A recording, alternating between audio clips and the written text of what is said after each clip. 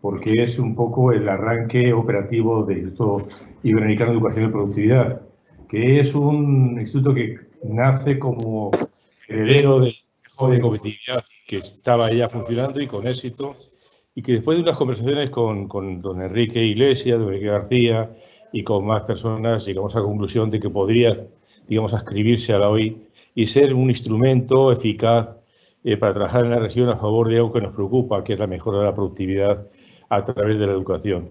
Esa fue la idea, el instituto se creó ya, está funcionando, tiene un consejo rector en el que compartimos ese consejo rector de don Enrique Iglesias, de don Enrique García, Susana Malcorra, también está ahí Paulina Beato, el que les habla, y Alicia Bárcena, que está como asesora independiente, pero también forma parte del instituto, y Miguel Jaquín. Todo esto se ha formalizado de una manera oficial, desde el punto de vista, digamos, administrativo y legal, y ya estamos arrancando con un programa de trabajo que creo que es intenso, denso e interesante, cuyo programa tiene como primera actividad esta presentación de este informe.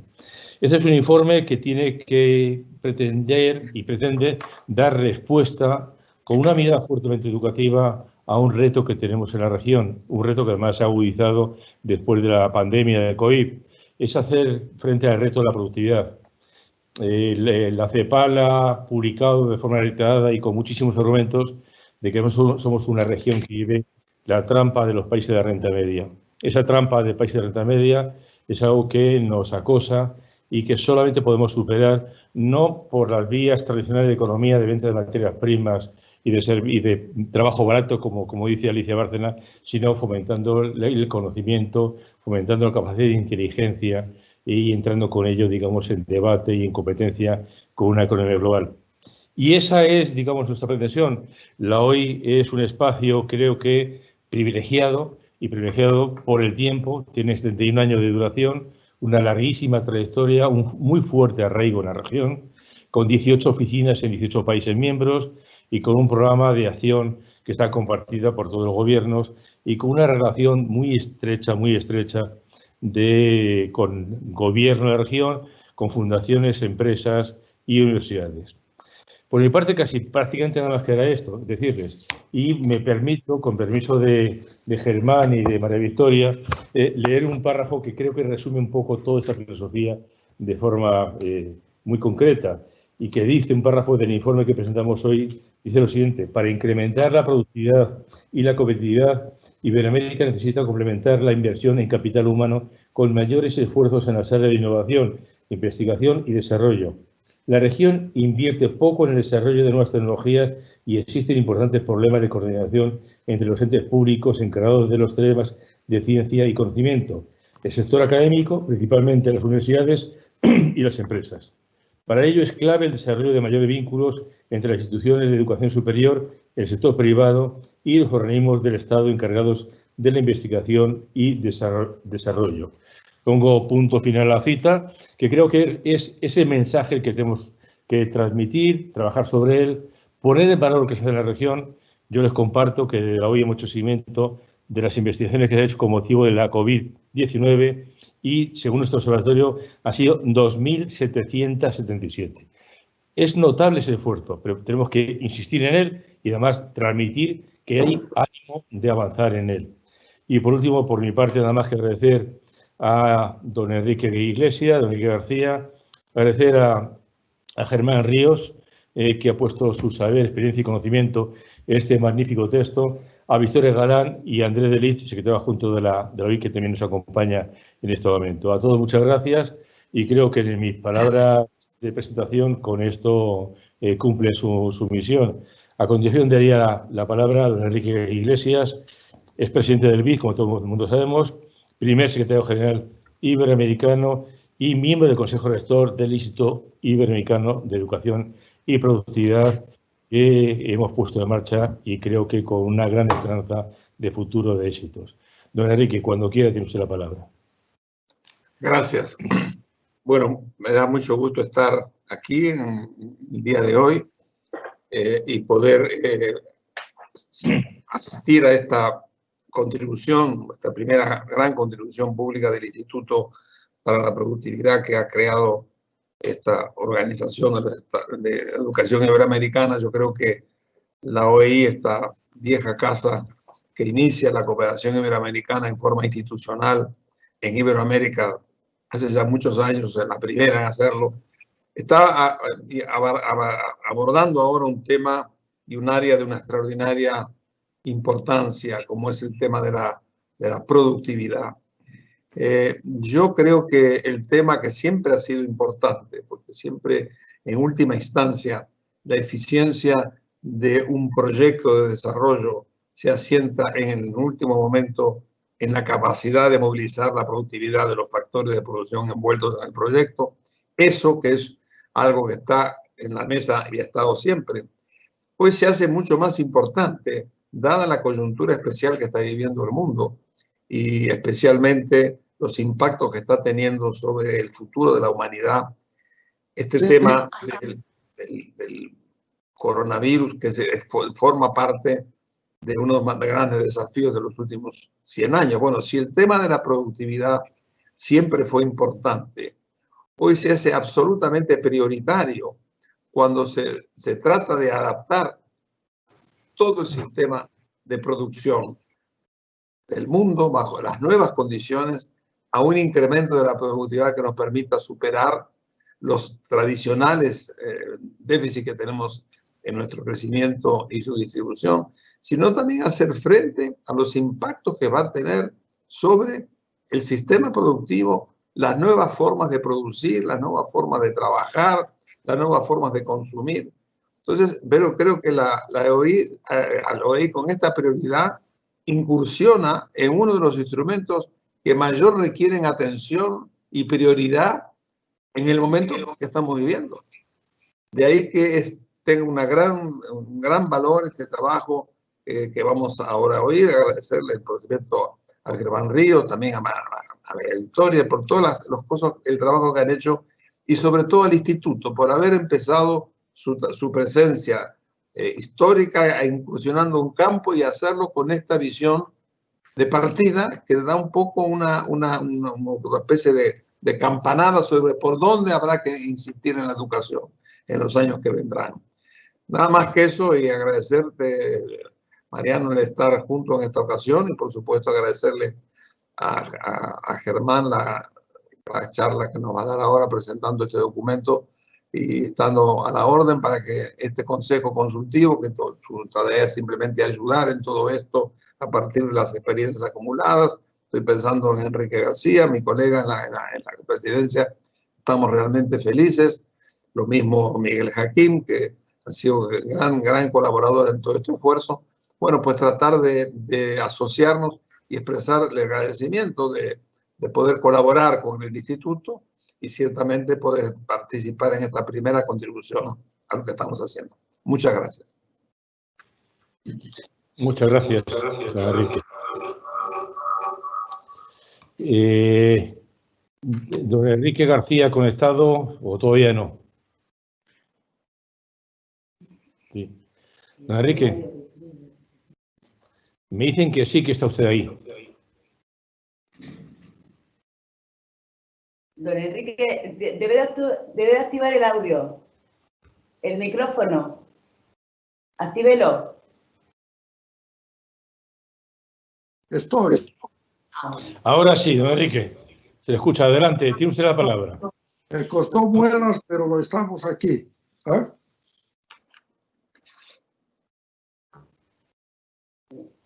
Don Enrique, le toque a usted. Adelante, don Enrique. Sí, adelante, adelante. No, pueden seguir, después yo comento. No, que ya está en directo, don Enrique. Te toca a ti, don Enrique García. Sí, estoy. Bueno, estamos...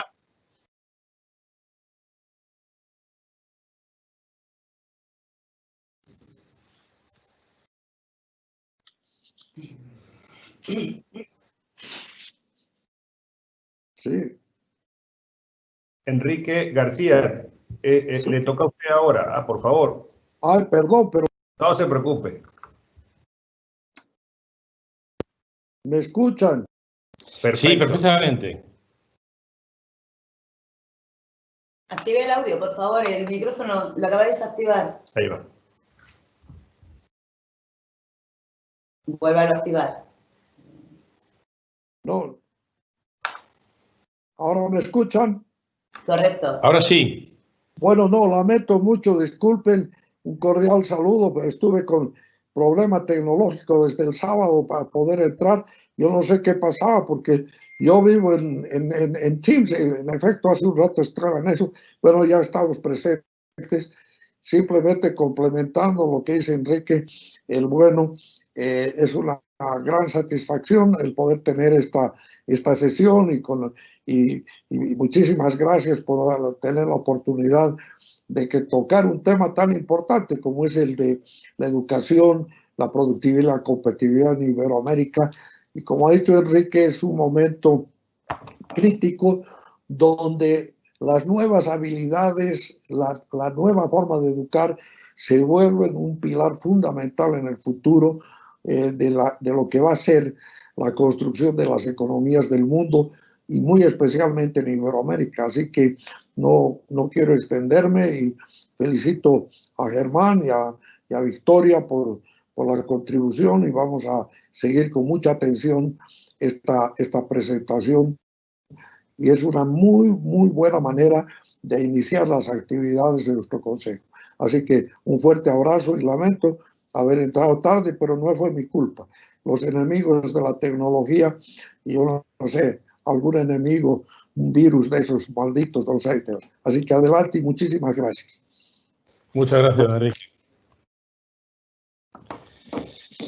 Muchas gracias, don Enrique. Pues yo ahora ya creo que pasaríamos a que Germán Ríos y María Victoria Galán Muros pues hagan la presentación del informe. Germán, tienes la palabra. Muchas gracias, Mariano. Apagó. Ok, muchas gracias, Mariano. Bueno, en primer lugar, la verdad que tanto Victoria y yo, como el resto del equipo de investigación, queremos agradecer enormemente a la Organización de Estados Iberoamericanos y al Instituto Iberoamericano para la Educación y la Productividad. Perdonen porque siempre recuerdo al Consejo Iberoamericano para la Productividad y la Competitividad, o para la Competitividad y la Productividad, que es el origen de esta iniciativa, y la verdad que para nosotros es un verdadero honor poder inaugurar las actividades de este instituto con la presentación de este informe. Yo voy a hacerles un resumen muy rápido de lo que hemos encontrado en este trabajo junto con Victoria, la manera en que lo vamos a hacer es que yo voy a hablar un poco sobre productividad, competitividad, su relación con el mercado laboral, y luego Victoria nos va a hablar un poco sobre el tema de la educación superior y las diferentes cosas que hemos ido encontrando a lo largo de esta investigación.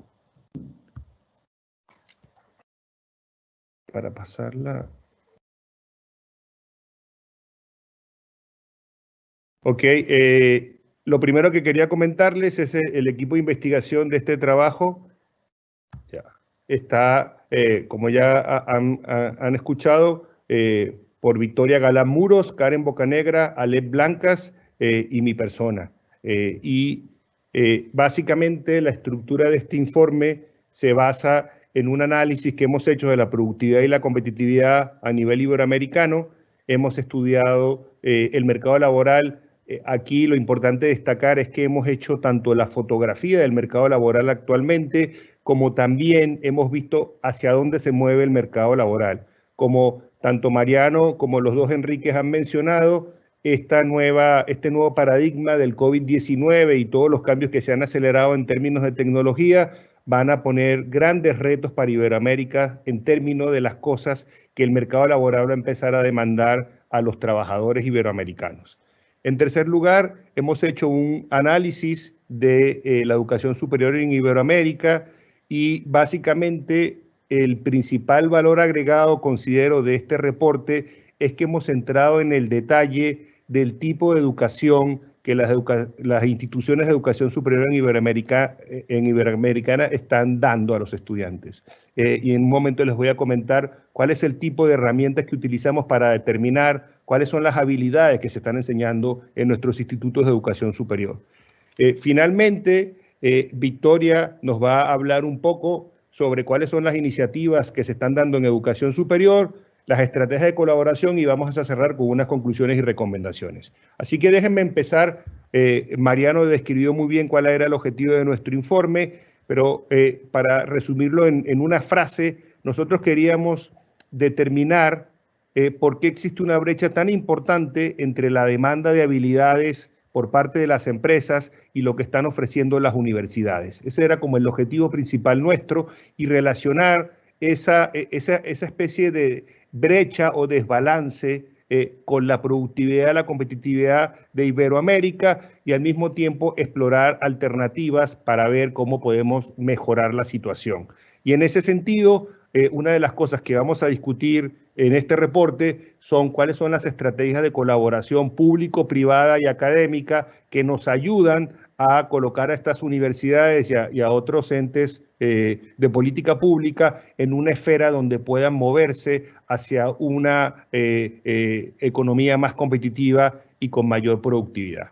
Déjenme contarles un poco qué es lo que hemos hecho en este estudio. Hemos hecho tanto investigación secundaria como investigación primaria. En la investigación secundaria, por supuesto, hemos revisado la literatura, como dijo Mariano, que es muy fértil la literatura en este momento, sobre todo los impactos que va a tener el COVID-19 sobre la educación, los temas de virtualización, etcétera. Al mismo tiempo hemos hecho un barrido de lo que han escrito y reportado los diferentes organismos multilaterales de desarrollo y al mismo tiempo hemos recabado información bastante útil sobre el mercado laboral, la educación superior en Iberoamérica y la productividad y la competitividad. Pero déjenme comentarles un poco sobre la investigación primaria que creo yo que es importante para este reporte.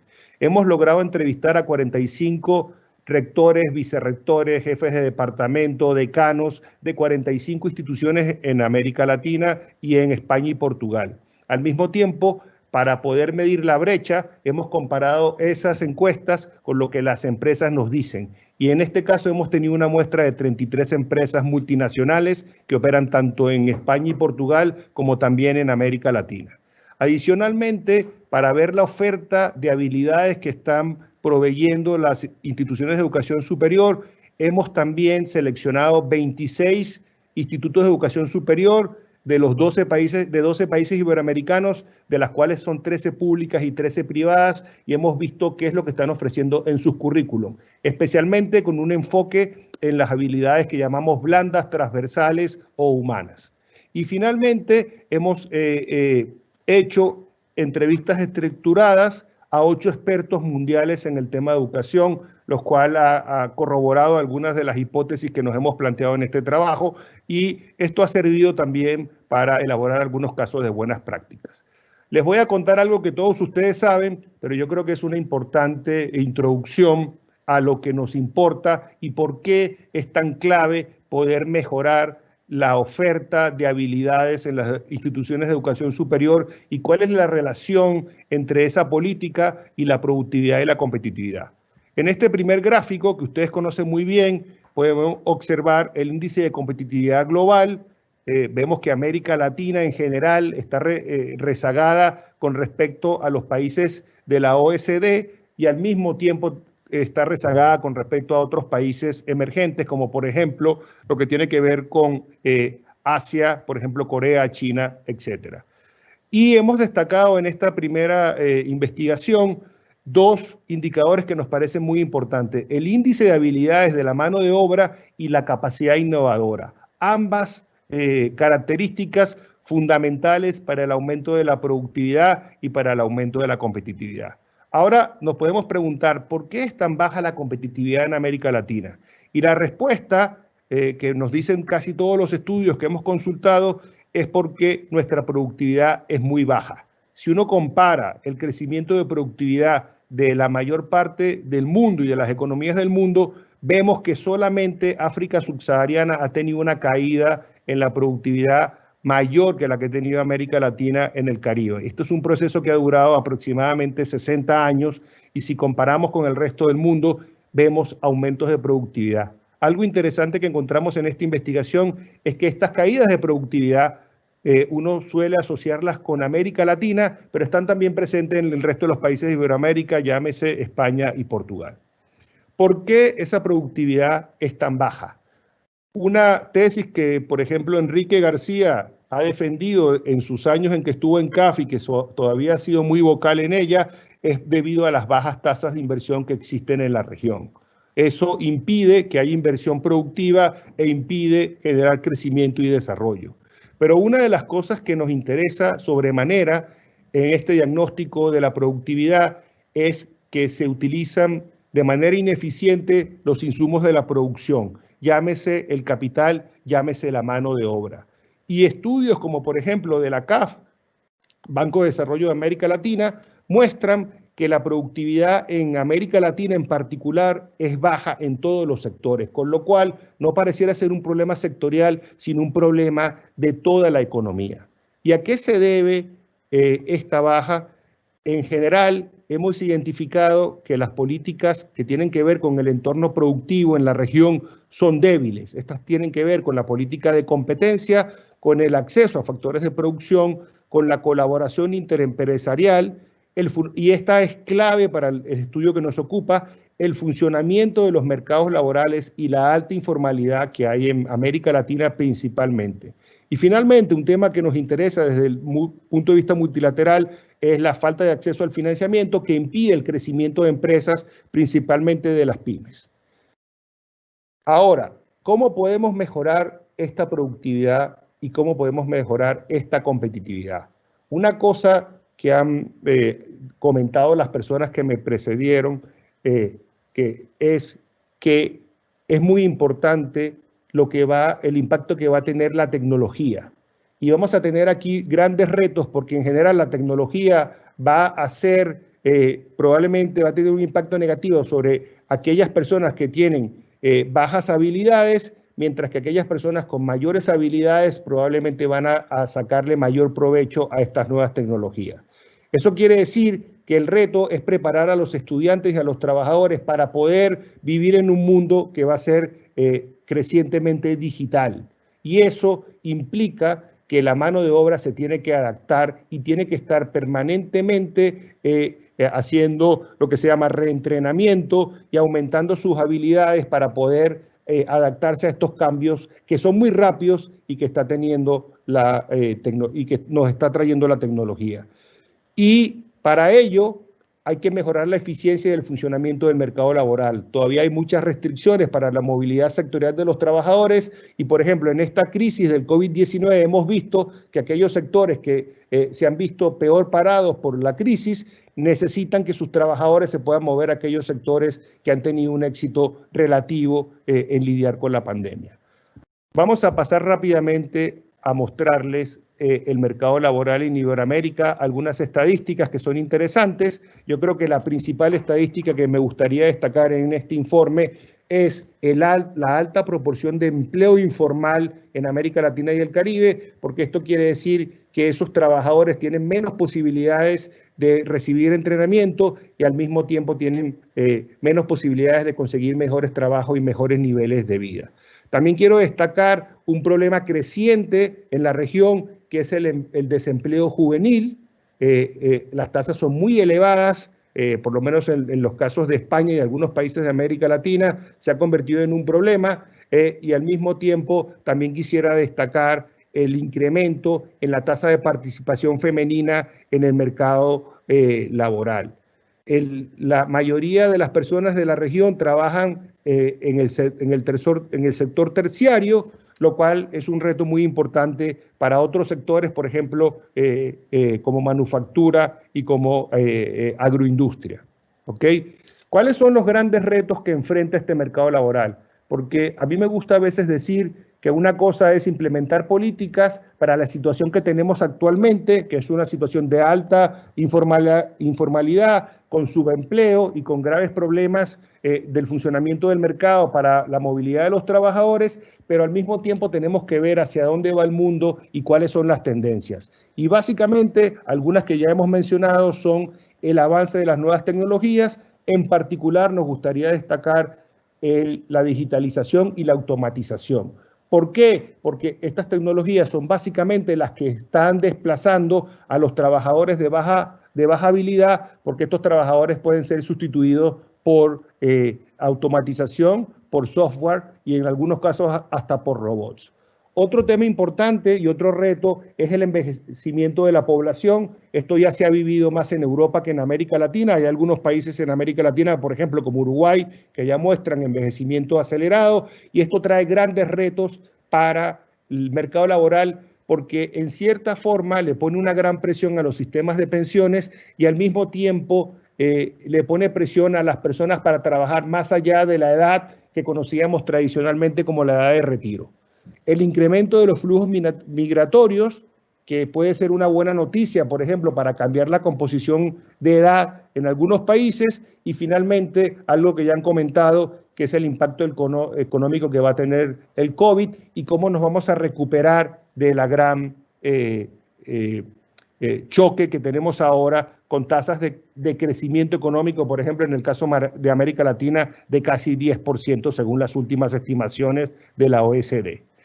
Déjenme ir terminando contándoles la parte más interesante de esta investigación del mercado laboral. Es que hemos encontrado a través de diversos estudios y encuestas que las empresas básicamente no están encontrando al capital humano que necesitan. Y si vemos en algunos países como Argentina, México y Portugal, las dificultades son inclusive mayores que en el resto del mundo. Casi la mitad de los empresarios encuentran alguna dificultad para cubrir una vacante. Y eso tiene que ver con la falta de experiencia de los candidatos, con la escasez de habilidades técnicas de estos candidatos y que no se adecúan los perfiles que están buscando. Otro estudio del Banco Interamericano de Desarrollo demuestra en encuestas que 30% de los empresarios dicen que las habilidades duras y blandas que están buscando no las consiguen en el mercado laboral. Y ahora, déjenme hacer un último ejercicio para ejemplificar la importancia de las habilidades y voy a hacer lo siguiente. Les voy a mostrar cuáles son las habilidades que se están demandando en este momento, luego les voy a decir cuáles son las habilidades del futuro y les voy a contar lo que las empresas que entrevistamos nos han contado. Como vemos en este resumen del World Economic Forum, Udemy y LinkedIn, podemos hacer una síntesis de las 3 habilidades más importantes que el mercado laboral está demandando en este momento. Ellas son creatividad, inteligencia emocional y liderazgo, que aunque no aparece explícitamente en el estudio de LinkedIn, las características de persuasión, colaboración y adaptabilidad son características de un líder. Para el futuro, como ya lo hablamos, las competencias y las capacidades digitales van a ser claves, el conocimiento de mercadeo y lo que llamamos habilidades cognitivas avanzadas y sociales y emocionales.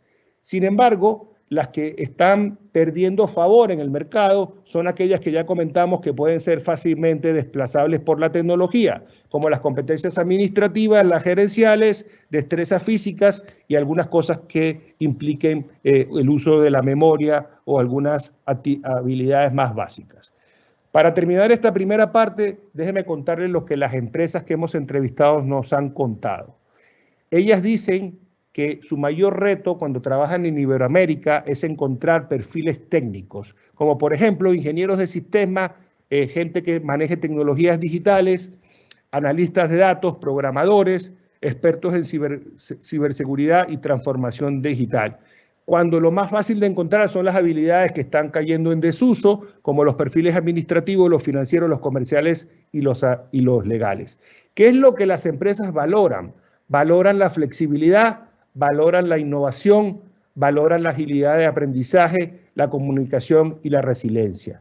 Y lo que encuentran más deficiente en los candidatos que consiguen son temas de comunicación, inteligencia emocional, innovación, pensamiento crítico y resiliencia. Yo quiero que se queden con esta imagen para que luego cuando Victoria nos presente lo que las universidades están ofreciendo, veamos si realmente existe la oferta de lo que las empresas nos están solicitando.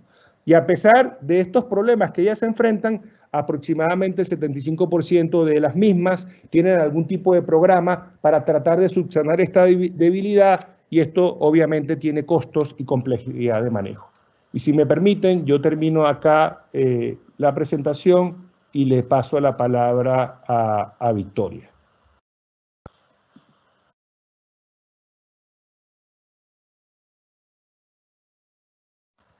Adelante, Victoria.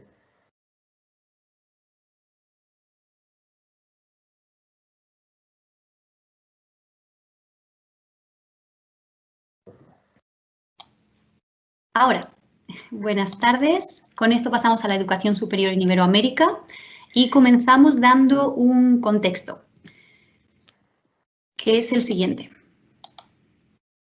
Empezamos reconociendo y destacando el avance positivo de la educación superior en Iberoamérica en las últimas décadas. Y simplemente como ejemplos podemos ver que el porcentaje de PIB que se ha invertido en educación superior ha incrementado. Es un 1,3 en Iberoamérica, es un 1,4 en América Latina, si consideramos solo América Latina, y esto está en línea con la OCDE. Vemos también que ha habido un incremento de la matrícula en los últimos años, pero aunque ha sido constante, y también una tasa de crecimiento anual promedio de graduados positiva. En esto queremos destacar las mujeres. El porcentaje de mujeres en la educación superior en Iberoamérica ha incrementado casi constantemente, y ahora mismo podemos decir que más de la mitad de los graduados en educación superior en Iberoamérica son mujeres. Otro par de puntos que nos llevaría a otra presentación discutir si esto es positivo o negativo, pero en todo caso es importante para el contexto, es que un 15% de estudiantes en Iberoamérica están realizando educación online y un 52% están en instituciones de educación superior privada. Estos dos porcentajes también han incrementado en las últimas décadas. Sin embargo, detrás de todos estos datos positivos también nos quedan retos importantes. Uno de ellos es la participación en posgrados, que sigue siendo relativamente pequeña, especialmente en doctorado, donde solo tenemos un 1% de todos los egresados de educación superior. Si bien Portugal y España están bastante por encima de ese nivel, esto quiere decir que la gran mayoría de países de América Latina están por debajo de este 1%. Y ahí es donde se puede comprometer esta capacidad de innovación de la que hablábamos antes, que era tan importante para la competitividad. La participación de adultos también es relativamente escasa. Solo un 25% de las personas matriculadas en educación superior tiene más de 24 años y solo un 9% más de 35. En un contexto donde necesitamos ese upskilling y reskilling, donde necesitamos ese aprendizaje a lo largo de la vida, la participación de adultos en la educación superior sí que tiene un gran margen de mejora. Otro tema que siempre ha sido importante en América Latina es que si bien se ha incrementado mucho la cantidad de personas que acceden a la educación superior, sigue habiendo un problema importante de equidad. Esto se ve, por ejemplo, en el hecho de que solo un 6% de los jóvenes entre 18 y 22 años del quintil más bajo de la población participa en la educación superior. Y esto es un 50% del quintil más alto. Vemos que la diferencia es muy considerable. Este problema no es tan agravado en España y Portugal, donde acceden más de un 40% de aquellos jóvenes de los quintiles más bajos. Y por último, siempre se ha dicho que se tiene un problema importante de calidad. Hay varios estudios a nivel regional, a nivel nacional. Sin embargo, a nivel internacional es complicado tener datos de calidad, y por esto tenemos que comentar rankings internacionales de universidades, que si bien no es el mejor indicador, ante la ausencia de otros, son los que nos pueden dar una buena indicación de cómo está la calidad de las universidades. Si tomamos el ranking más importante de universidades, el ranking de Shanghái, vemos que no hay ninguna universidad iberoamericana entre las 100 primeras y que solo hay 3 del puesto 100 al puesto 200, una española, una portuguesa y una brasileña. Hay otro tema, un último reto en el tema de la educación superior y son los perfiles, son las áreas de estudio. Revisando el perfil de los egresados de educación superior, podríamos llegar a la conclusión de que quizá los perfiles profesionales actuales no están adecuados a esa revolución digital que hablábamos anteriormente. ¿Por qué? Si nos fijamos en el gráfico, el área más grande donde hay más egresados, casi un 30%, son la administración de empresas y derecho.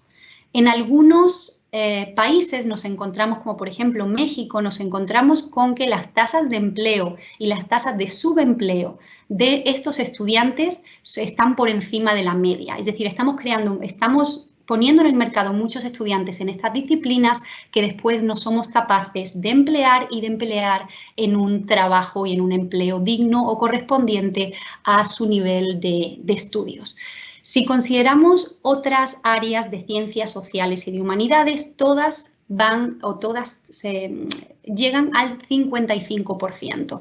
Para que se hagan una idea y tengan un benchmark, esto en la OCDE sería un 25%. Si nos vamos al otro lado y vemos otras áreas como, por ejemplo, áreas que se consideran importantes para esta revolución de la industria 4.0 y para el futuro del trabajo, como podría ser la ingeniería, esto es un 12%, si bien ha estado en aumento en los últimos años. Salud y bienestar, pensando en el tema del envejecimiento de la población, también es un área que, si bien no es muy amplia, tenemos un 14% de egresados, también ha venido incrementándose en los años pasados, lo que es positivo.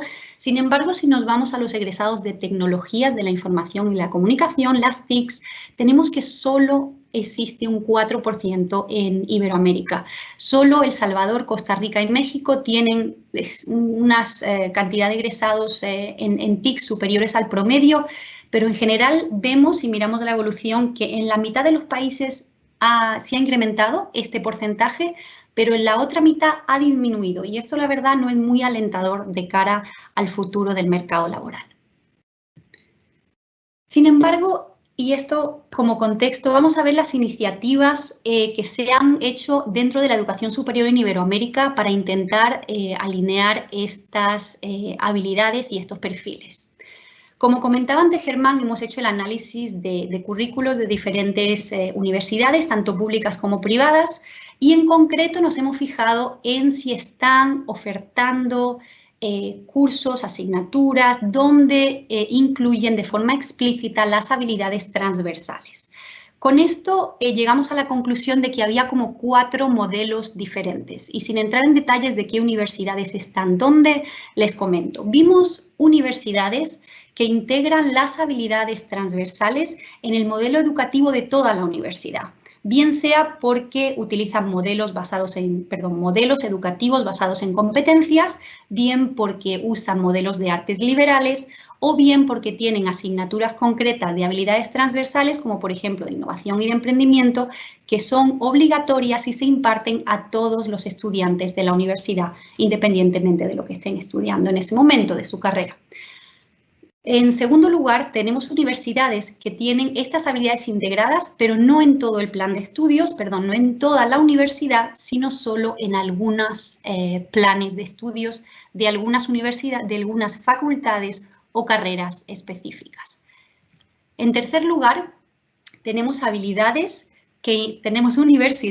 que integran estas habilidades transversales en cursos o actividades que son extracurriculares y, por tanto, solo opcionales para ser escogidos por los estudiantes. Y, en último lugar, estas habilidades pueden estar integradas en proyectos e iniciativas como, por ejemplo, aquellos que se hacen entre diferentes universidades. Tenemos algunos ejemplos en Uruguay o en Argentina. Y también cuando se hace seguimiento personalizado a los estudiantes. La Universidad Católica Portuguesa tiene este portfolio individual de competencias y va haciéndole un seguimiento a cada uno de los estudiantes de forma individualizada de esas competencias. Esto sería un poco un resumen en muy pocas palabras de los 4 modelos que encontramos en las universidades en Iberoamérica. Cuando preguntamos a los rectores y vicerrectores, tenemos que quizá comentar que la muestra que teníamos es de universidades que se pueden considerar universidades reconocidas, prestigiosas y de buena calidad. Y por tanto, hay que cuestionar un poco la representatividad de esta muestra para toda Latinoamérica, pero considerando, y está el listado completo en el informe, el tipo de universidades a las que encuestamos, los resultados es que un 90% de ellas fomentan las habilidades transversales de alguna forma. Y ya hemos visto antes de qué diferentes formas se pueden incentivar o se puede fomentar estas habilidades. ¿Cuáles serían esas habilidades principales? La innovación, el trabajo en equipo y la capacidad analítica. Sin embargo, no siempre se hace de una forma sistemática y no siempre se evalúan. Solo 2 de cada 3 universidades evalúa estas competencias que ofrece. Si nos vamos en concreto a hablar de habilidades digitales que van a ser esenciales para el futuro del trabajo, vemos que menos de la mitad de las universidades tiene un programa de este tipo y que solo el 20% las ofrece más allá de las carreras técnicas, lo que también es importante. No solo las personas que estudian carreras técnicas necesitan estas habilidades, las vamos a necesitar todos. Cuando hablamos sobre la empleabilidad, un 80% recolectaba algún tipo de información sobre la empleabilidad de los estudiantes. Sin embargo, comentaban que los sistemas actuales son mejorables. Y finalmente le preguntamos por la responsabilidad. Creo que es importante destacar que la responsabilidad en la provisión de habilidades transversales suele ser compartida entre universidades, niveles inferiores de educación, el gobierno, los individuos, incluso las empresas. Cuando hablamos con los rectores, ellos lo veían de esta manera y sentían una gran responsabilidad institucional para proveer estas habilidades. Sin embargo, decían lo siguiente: para que esto ocurra necesitamos varias cosas. Requeriríamos mayor información sobre el mercado laboral actual, pero sobre todo sobre las perspectivas de las demandas en el futuro, ya que desde el momento en el que se cambia un currículum hasta el momento en el que los chicos egresan al mercado laboral, pues pasa un tiempo considerable. Para ello necesitarían una mayor formación del profesorado, currículos más flexibles que dependiendo del tipo de universidad del país muchas veces no lo son, o de agencias de acreditación.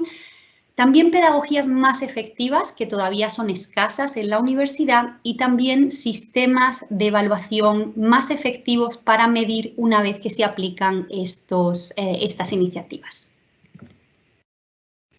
Dicho esto, hemos hablado de la parte de universidades. Vamos a ver ahora cómo algunas universidades están colaborando con empresas, están colaborando con gobiernos para tener un mejor alineamiento. De la encuesta también de rectores y vicerrectores, vimos que si bien la cooperación entre universidades y empresas en la región es aún escasa, sí que hay actividades que se realizan de forma conjunta con cierta frecuencia. Una de ellas es el diseñar las prácticas profesionales de forma conjunta, otra de ellas es la participación de empresas en las ferias de empleo, otras son las charlas que dan representantes de empresas de forma extracurricular a los chicos en la universidad. También las clases que imparten representantes de las empresas dentro del currículum y, por otra parte, los cursos de educación continua que las universidades ofrecen a las empresas. Revisamos varios casos de buenas prácticas y quizás simplemente resaltar 2 de ellos. Uno es el Comité Universidad Empresa Estado en Antioquia, en Colombia, en el cual los representantes de la triple hélice se reúnen de forma mensual y tiene grupos de trabajo en temas de educación, ciencia, tecnología e innovación para mejorar la productividad y la competitividad en los principales sectores en la región. Y después, por otra parte, un enfoque sectorial podría ser el Consejo de Competencias Mineras en Chile. Desde esta parte, las empresas mineras realizaron un marco de competencias para cada uno de los perfiles que iban a necesitar, bien técnicos o bien de educación superior. Esto fue en 2012 y en 2019 se incrementaron para incluir los avances tecnológicos y también una serie de competencias transversales que no incluían con anterioridad. Estuvimos también mirando casos concretos de buenas prácticas entre universidades y empresas que creíamos que podrían disminuir esta brecha. Nos encontramos con uno de los aspectos más comunes, las prácticas profesionales, con Telefónica y su programa Talentum, que más allá de ser unas prácticas profesionales, que lo son, también es en paralelo un programa de formación. Estos practicantes están expuestos a un programa de networking, a un programa de mentoring, a un programa de formación durante los 6 o 8 meses que dura sus prácticas. Si buscamos posgrados con la industria, aquí nos podemos encontrar los de CONACYT, que son sobre todo en maestrías, aunque también algunos doctorados, y después los doctorados industriales en Cataluña. Ambos comenzaron en 2012 y han tenido éxito en sí mismos, pero todavía son limitados con respecto a los doctorados más, digamos, tradicionales. Y otra posibilidad de colaboración encontramos con las cátedras entre universidades y empresas. En este caso, las empresas financian una cátedra en una universidad en un tema que sea de especial interés para la empresa, y encontramos que empresas como Telefónica, Banco Santander o BP tienen cátedras en universidades iberoamericanas. Y otra actividad que se ha vuelto muy común últimamente sería el realizar hackatones o retos de empresas que ponen las empresas ponen los retos a los estudiantes para que puedan solucionarlos normalmente en un tiempo bastante limitado. Es el caso de Iberdrola, tiene con diferentes universidades una serie de hackatones, y junto con el MIT creó un sandbox, que es también una especie de retos, que después ambos han estado implementando en otras universidades en Iberoamérica. Finalmente, comentar que los expertos que entrevistamos creen que es clave, que es esencial fortalecer este tipo de experiencias, pero al mismo tiempo reconocen su dificultad. Y reconocen que es más fácil con empresas de mayor tamaño, con empresas multinacionales, como aquellas con las que hemos consultado. Sin embargo, es mucho más complicado con las pymes, que finalmente son la mayoría del tejido productivo. Y sugieren que para llegar a las pymes, la dificultad sería hacerlo de forma individual, que se puede hacer a través de las cámaras, como un efecto multiplicador.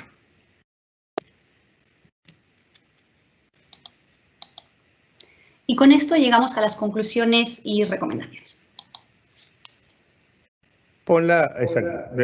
Okay. Ahí.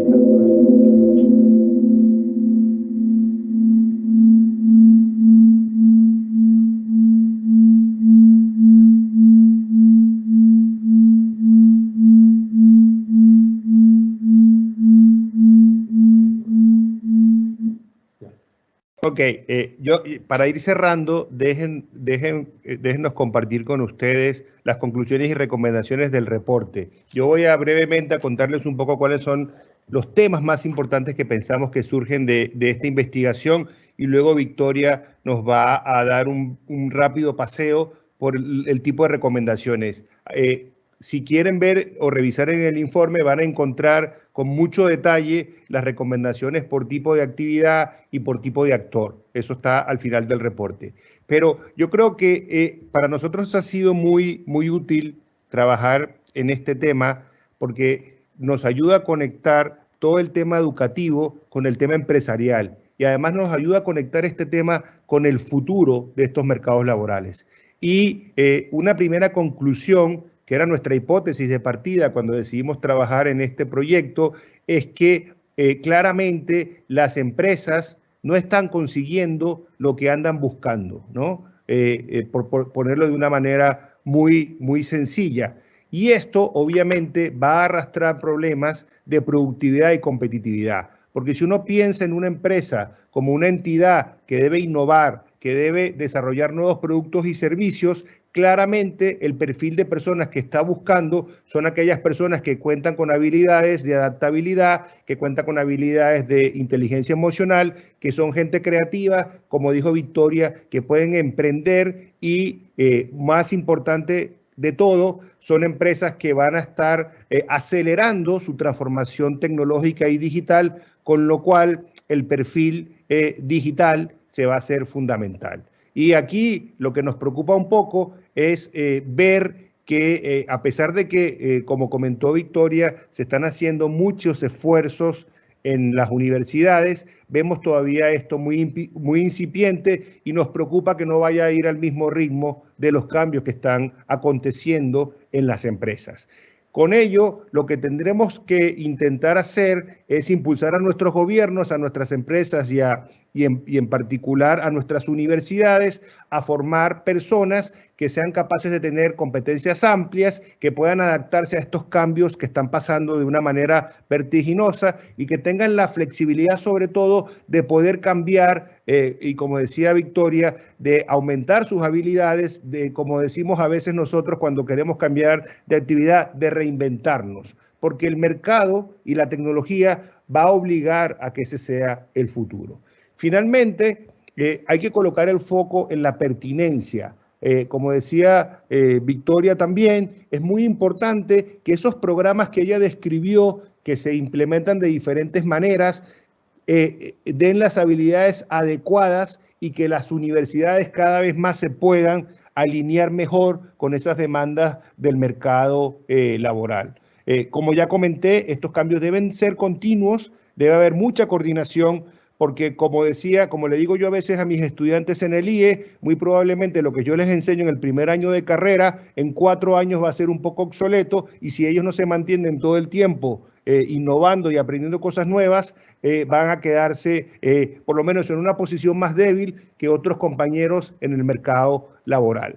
Y aquí hay un tema que a los economistas nos preocupa mucho, que es el tema de externalidades. Nosotros siempre hemos dicho en América Latina que el tema de innovación, que el tema de tecnología, que el tema de poder insertarnos a las cadenas productivas es un tema de mayor inversión en investigación y desarrollo, de desarrollar el ecosistema de valor, pero eso no se puede hacer si no contamos con el factor humano, que es el que mueve esta agenda. Y por ello, de nada nos va a servir invertir más en tecnología, en innovación, en investigación y desarrollo, si no contamos con los recursos humanos que permitan que esto tenga mayor impacto. Y eso se tiene que convertir en un gran reto para complementar esta inversión y que con ello podamos mejorar la productividad tanto del factor humano como del factor capital y así mejorar nuestra competitividad.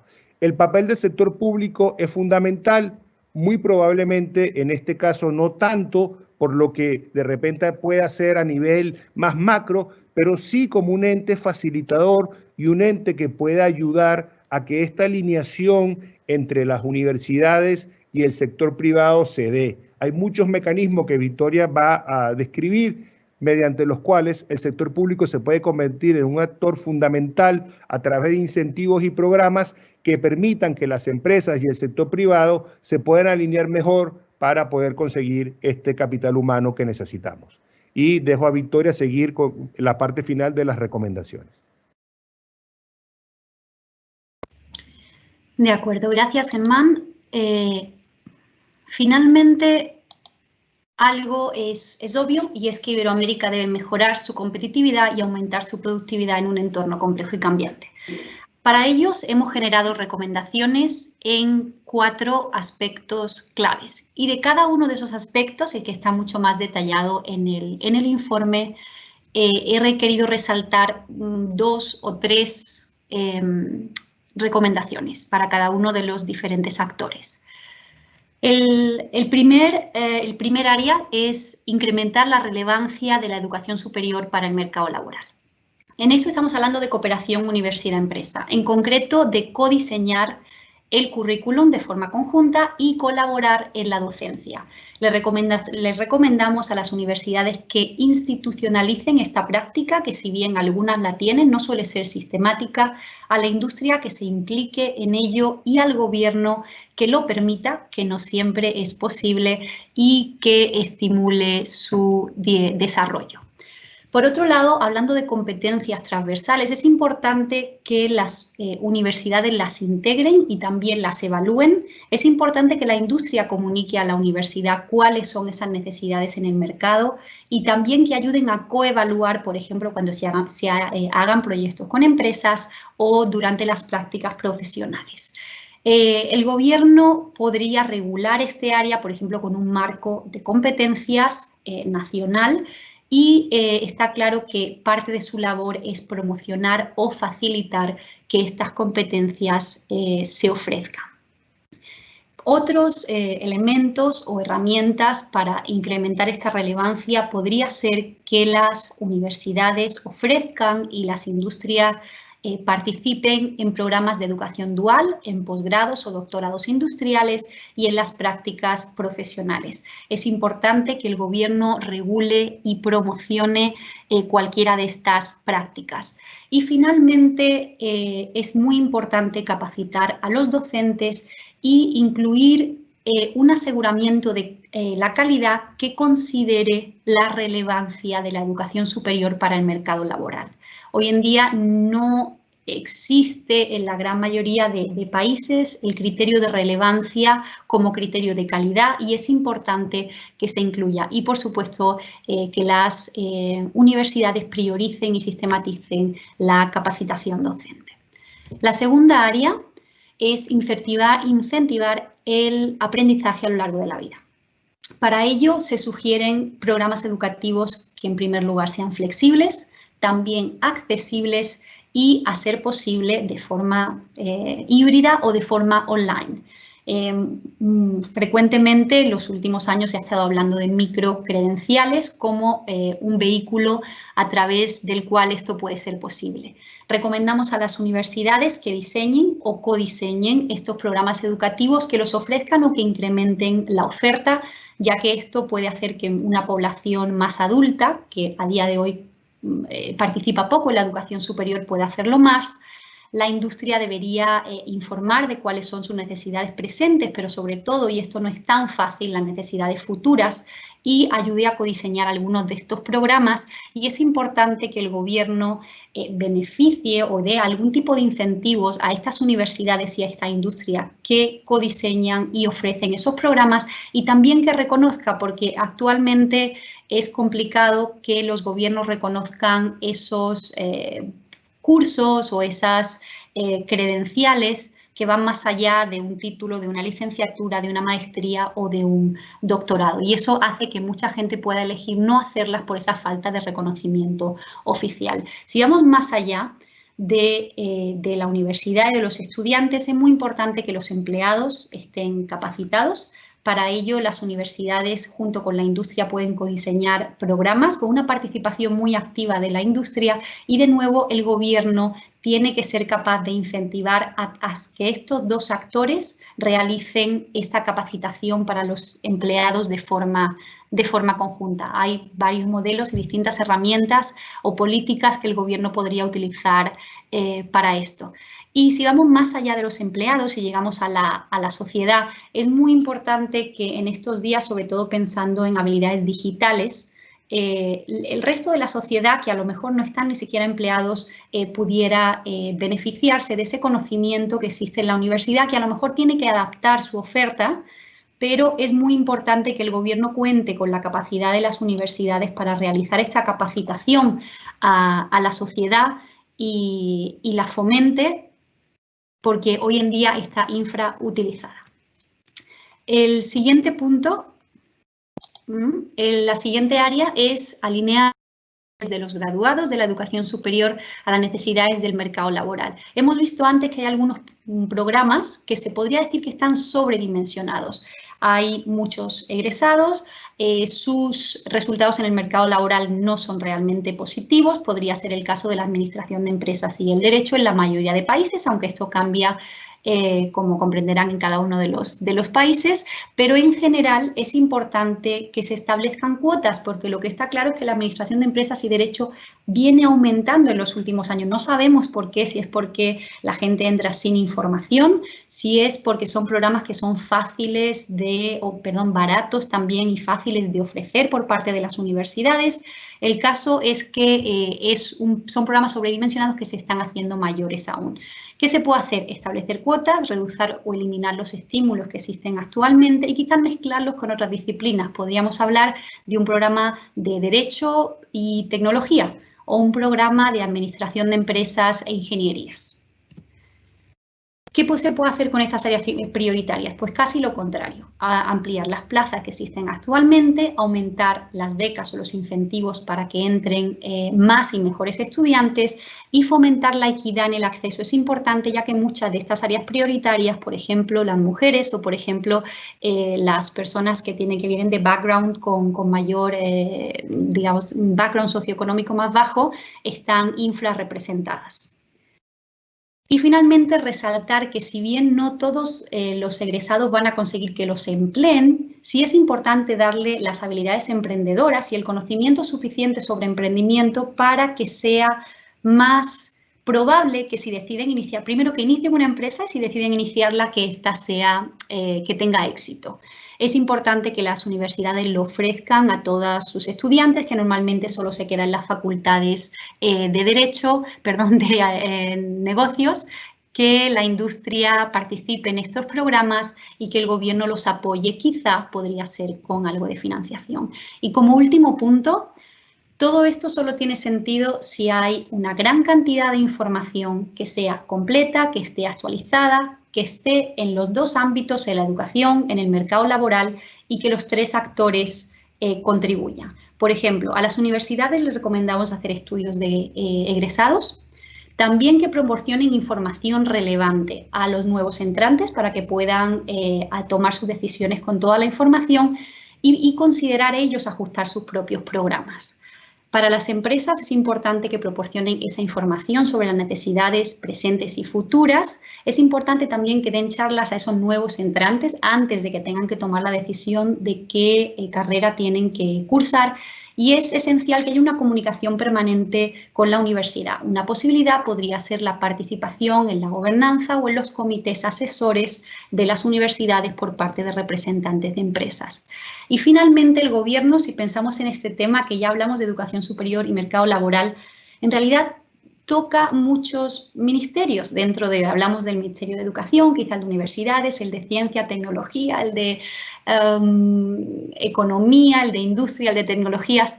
Normalmente estas políticas no están tan coordinadas como deberían. Entonces animamos de verdad a los gobiernos a que coordinen estas acciones, a que se creen sinergias entre los diferentes ministerios y también entre los diferentes niveles de gobierno. Un gobierno regional, nacional, en el caso de Europa podría ser incluso supranacional. Finalmente, los gobiernos tienen en su mano abrir foros de colaboración público-privada. Y es importante también que ellos puedan financiar la generación y el análisis de información, puesto que finalmente beneficiará a todos los actores. Y esto siendo un resumen de las recomendaciones que tenemos en el reporte. Sería todo por nuestra parte, así que muchísimas gracias a todos de parte de Germán y mía por la oportunidad de presentar los puntos principales de nuestro informe esta tarde.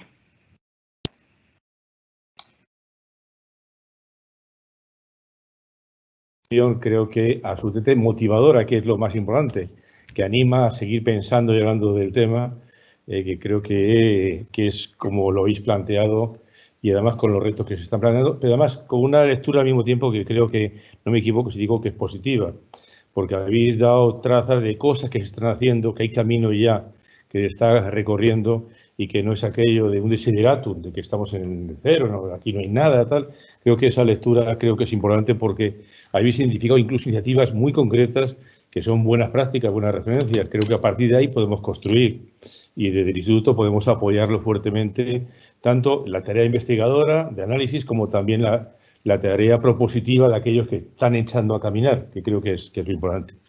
Por mi parte, por nuestra parte, muchas gracias y yo daría ya la palabra para que haga una conclusión cierre al secretario general adjunto de esta casa, a Andrés de Lis, que le tenéis aquí también presente, y que él haga, digamos, pues con una especie de cierre y de conclusión final de esta actividad. Andrés, cuando quieras, tienes la palabra. Muchas gracias, Mariano. es un excelente trabajo el que han hecho Victoria y Germán, la verdad es difícil agregar elementos a un estudio tan profundo. Lo profundamente interesante es que en la parte de las conclusiones, en cada una de ellas en que estaban divididas siempre había una tarea para la política pública, para el gobierno, si se quiere, para los estados. Y eso lleva a una pregunta, tratando de incorporar un elemento más al estudio que han hecho, que es ¿por qué esta situación de tener sistemas de educación superior débiles y universidades fuertes, ¿no? Porque en América Latina, en Iberoamérica, tenemos una larga tradición de universitarios, de universidades, sobre todo universidades públicas, de enorme tradición, pero no tenemos una tradición de sistemas educativos de educación superior fuertes, ¿no? Entonces, muchos de los problemas que se conjugan en las propuestas de ustedes tienen que ver con esa debilidad que tienen los sistemas de educación superior, que sobre todo en las últimas 10, 15 años han tenido una verdadera crecimiento, tanto desde el punto de vista de la oferta pública, de las universidades públicas como de las privadas, que ha hecho incluso que aumente esta situación de debilidad de los propios sistemas, ¿no? Entonces eso hace que muchas veces las universidades prevalezcan sobre los sistemas, sean endogámicas, tengan una tendencia natural a encerrarse en sí misma y no a comunicarse con el mundo productivo. Carecen muchas veces de estos elementos que ustedes muy bien planteaban, de tener una vocación no solo de juntarse más con el mundo productivo, sino también de algunos perfiles que son necesarios para la sociedad, ¿no? Yo vengo del mundo de las ciencias sociales y por supuesto me alegro que el 55% de los jóvenes quieran seguir ciencias sociales, pero también tengo claro que una sociedad que solamente aspira a tener un 10% de sus estudiantes en ingeniería o en matemáticas o en las ciencias básicas es una sociedad que difícilmente pueda avanzar en términos de mejorar su productividad. Es decir, hay una historia por la cual hicimos universidades en nuestra región antes de hacer sistemas educativos de educación superior, y esa debilidad de los sistemas hoy la pagamos en términos de la dificultad que tenemos de conducir el conjunto del sistema, acercándolos a objetivos que serían propios de la sociedad. Digo esto para agregar a esto que ustedes han hecho, que es un extraordinario análisis y una serie de recomendaciones, y como bien marcaba Mariano, además, con espíritu de recuperar las mejores prácticas. No solamente se trata de que los latinoamericanos, quienes estamos en Iberoamérica, destruyamos la experiencia que hemos hecho de estos 15 años. Hemos logrado muchísimas cosas, hemos cambiado las universidades, pero nos falta poner a tono la capacidad de nuestra educación superior para producir los recursos humanos que necesitan las economías. Y me parece que el estudio en ese sentido es una buena discusión y permite una buena discusión para quienes de alguna manera están en las políticas públicas. Es una buena base para ver cómo estos elementos que ustedes plantean como comentarios se pueden llevar desde una política pública. Así que muchísimas gracias, ya lo había dicho Mariano, pero yo les reitero en nombre de la OEI y de la región, porque esto es un aporte importante al debate de la educación superior.